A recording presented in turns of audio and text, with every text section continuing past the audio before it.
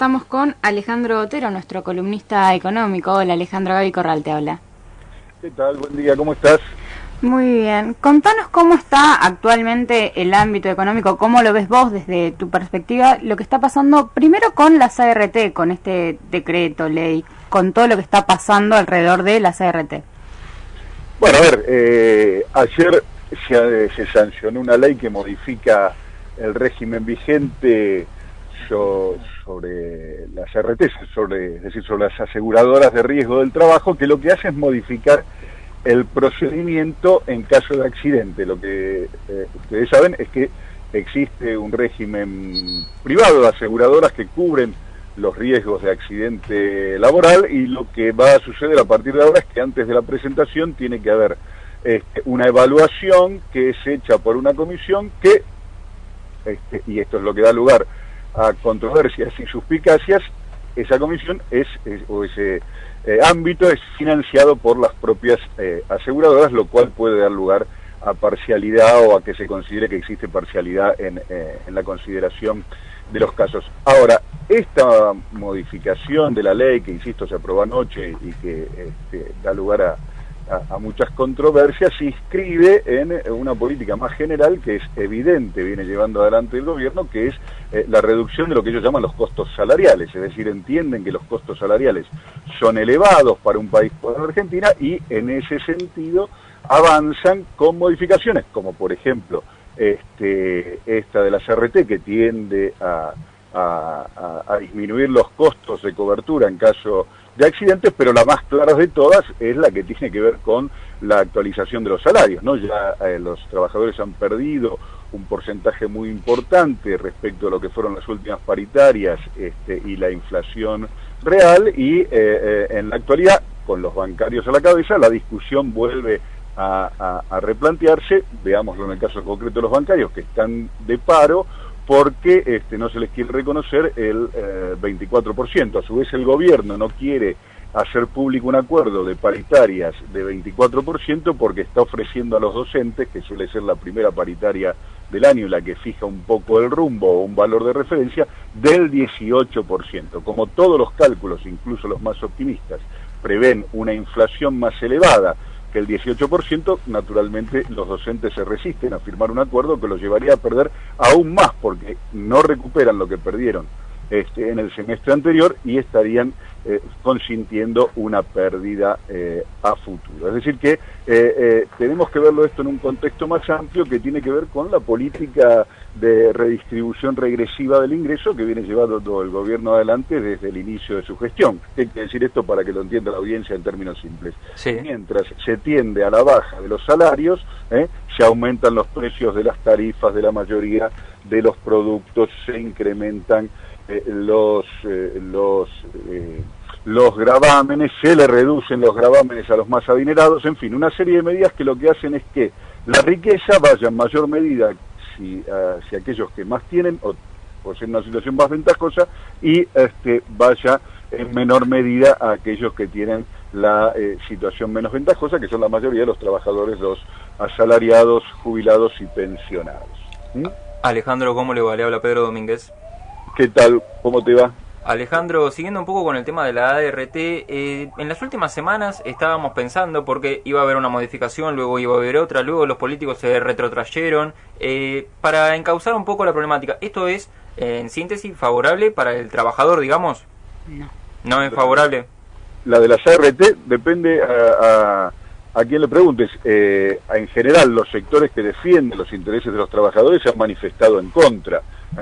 Es llamativo incluso que ayer bloques aliados del gobierno, como el de Bocio o el de Massa, se abstuvieron, y el Frente para la Victoria y los sectores de izquierda votaron en contra, y la CGT tuvo una posición inicial contraria al proyecto y luego introdujo algunas mejoras, aunque da la impresión de que no han quedado conformes con el proyecto. Insisto, la controversia principal es que la forma en la cual se tramitan los accidentes da lugar a suspicacia, porque podrían ser considerados de un modo favorable a las empresas y no hacia Básicamente la empresa es la que le paga esta comisión, entonces como la empresa le paga esta comisión, lo que uno supone es que van a tomar decisiones favorables a la empresa.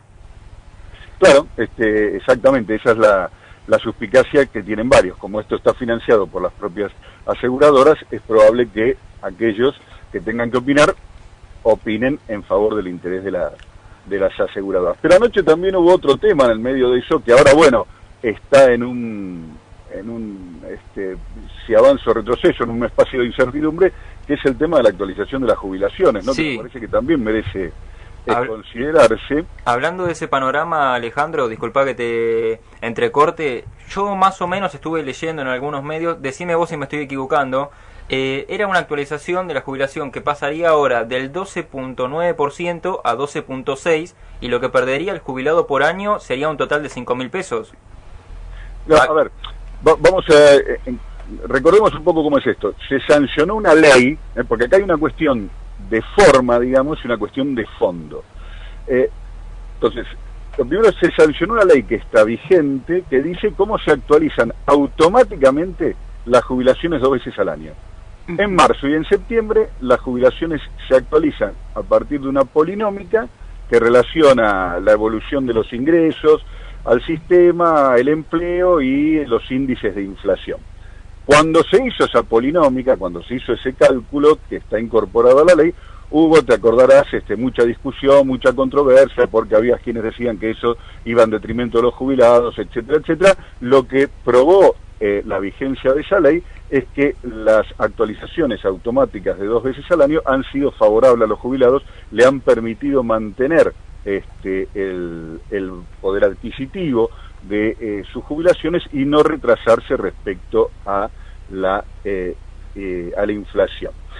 ¿Qué sucede ahora? Por una resolución ministerial, es decir, ni siquiera un decreto, se modificó esa polinómica. Esto, en primer lugar, da lugar a una discusión de forma, pero que es relevante, que no es menor. Una ley solo puede ser modificada por una ley, no puede modificarse por ningún otro instrumento, ni por decreto, ni por resolución.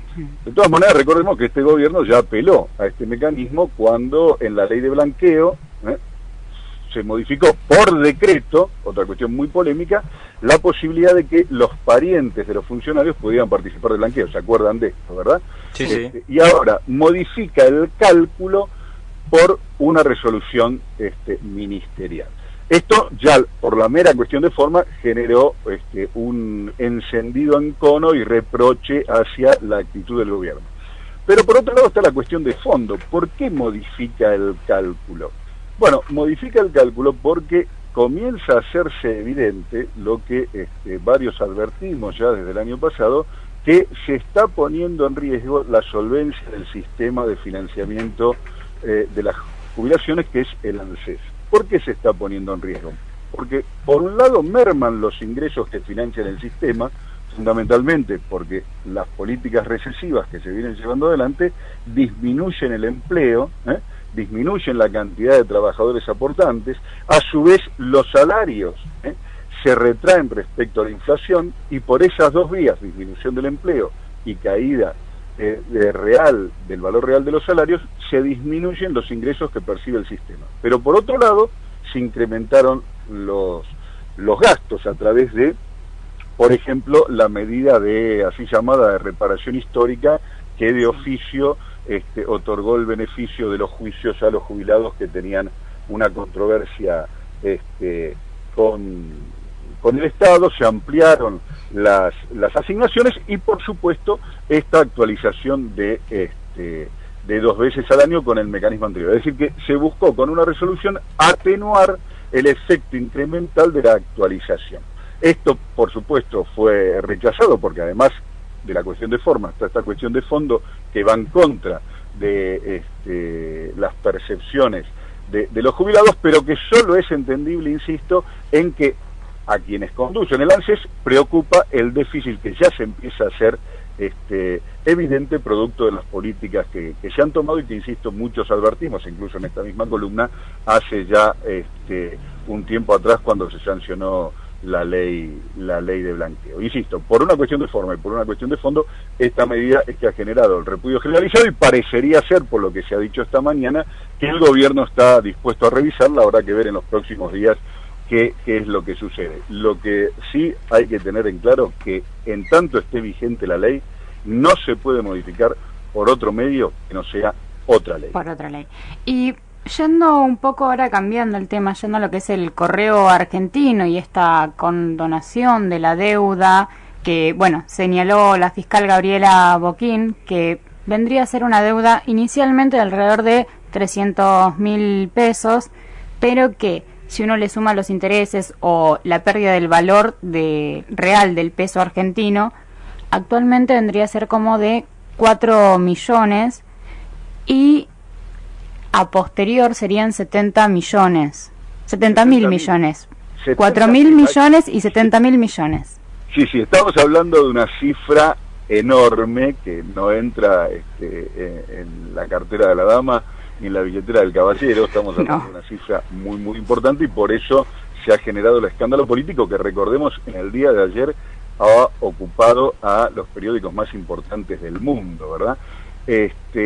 Acá, más allá de la cuestión técnico-contable, de cómo se ha efectuado el cálculo, que se la mire por donde se la mire, es escandalosa en perjuicio del Estado y en perjuicio de los acreedores menores, porque se está reconociendo una deuda a un valor irrisorio, pero por otro lado, el propio beneficiario está reclamando en términos sumamente favorables una indemnización hacia el sector público. Es decir, desde el punto de vista técnico-contable es escandaloso por donde se lo mire.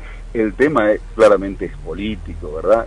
En el sentido de que realmente es sorprendente que una empresa que lleva el mismo apellido del presidente sea durante su gobierno tratado de este modo, digamos, por lo menos excesivamente generoso, de una manera que no tiene el menor sustento. Claro, pero, además entre el juicio que están iniciando contra el Estado, que ya está en proceso, no recuerdo bien, y la deuda, con lo que recibirían si llegan a salir favorables en el juicio, básicamente no tendrían que pagar la deuda de la manera en que la arreglaron.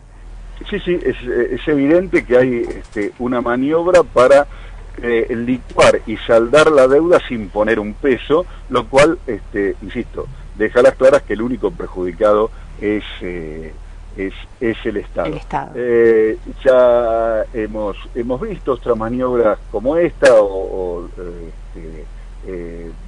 que dan lugar a suspicacias a lo largo de este año. No sorprende, pero bueno, esta ha generado una respuesta mucho mayor que otras medidas que se han tomado a lo largo de este gobierno. Yo diría, un poco como síntesis del momento, porque me parece que ahí estamos frente a un punto de inflexión, que el gobierno no ha cambiado, ¿no? Si uno analiza desde la asunción en diciembre de 2015 hasta el presente, las políticas que ha llevado adelante el gobierno en materia económica son en un mismo sentido, ¿no? En este sentido que decíamos antes, que desde el punto de vista económico se puede caracterizar como de redistribución regresiva del ingreso, ¿no?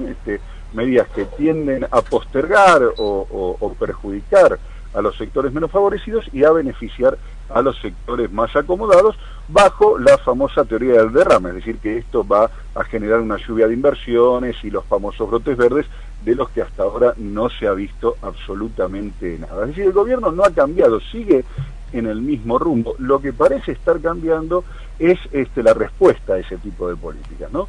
El paro de los bancarios, la anunciada modificación de la CGT para marzo, la queja de los políticos aliados, como el caso de la misma Lilita Carrió ayer, van marcando que este tipo de políticas comienzan a encontrar en la sociedad una resistencia, una oposición que hasta el momento no se había visto. Y resistencia dentro del mismo bloque incluso. Incluso dentro del mismo bloque y sus sectores aliados. Insisto, ayer Lilita Carrió tuvo una muy intempestiva respuesta cuando se enteró del tema de las jubilaciones en el marco de la discusión de la ART, y los propios bloques, insisto, de los aliados Bozo y Massa se abstuvieron al momento de tratar las ART. Y esto tiene que ver, me parece, volviendo al punto de vista económico, con que este momento, febrero-marzo, es un momento donde los sectores medios en particular, y sobre todo los sectores medios metropolitanos, de las áreas metropolitanas, de las grandes ciudades, están sintiendo el impacto de las políticas en sus bolsillos. ¿Por qué digo esto?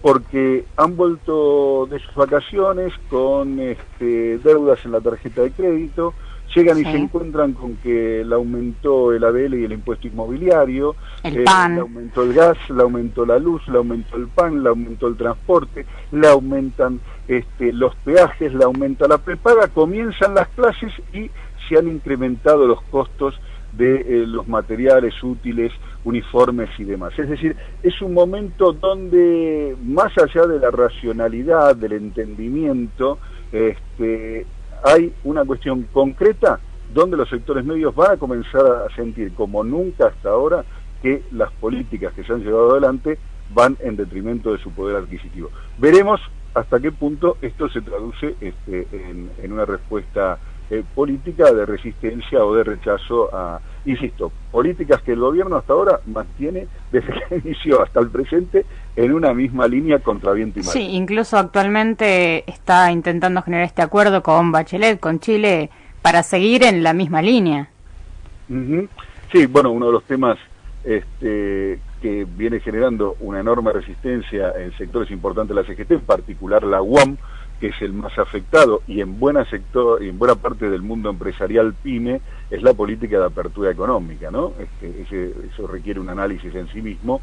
Ha habido una liberalización de las importaciones, es decir, una mayor un permiso mayor, una mayor flexibilización para las importaciones, lo cual ha impactado sobre una cantidad de empresas, sobre todo pequeñas y medianas, y consecuentemente en el empleo, ha impactado negativamente en el empleo, el caso de, por ejemplo, las que fabrican computadoras, como Bagó, o en muchas que fabrican bienes intermedios, metalmecánicos, o metalúrgicos, donde los artículos importados han desplazado la producción nacional, o buena parte de los empresarios industriales nacionales se han reconvertido como importadores, y esto se traduce en pérdida inmediata de los puestos de trabajo o en suspensión de los puestos de trabajo, como ha pasado en en empresas automotrices o autopartistas. Sí.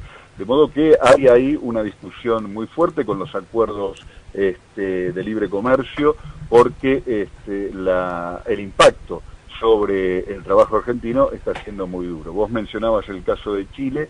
Yo estuve en Mendoza la semana pasada, y en Mendoza el índice de caída del consumo es del doble del promedio nacional.